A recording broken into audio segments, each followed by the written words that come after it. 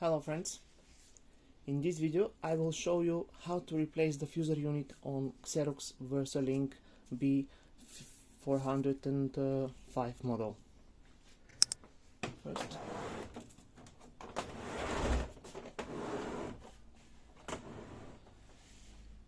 rotate the MFP, then open the rear door.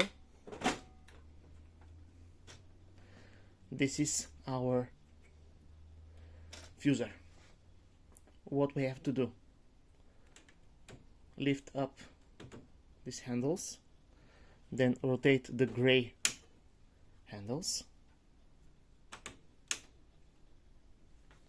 then pull out the fuser unit.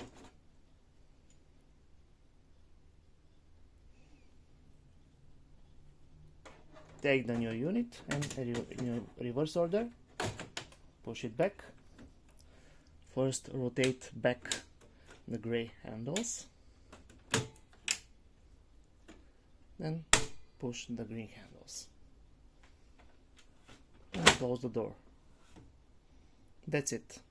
Thank you very much and good luck.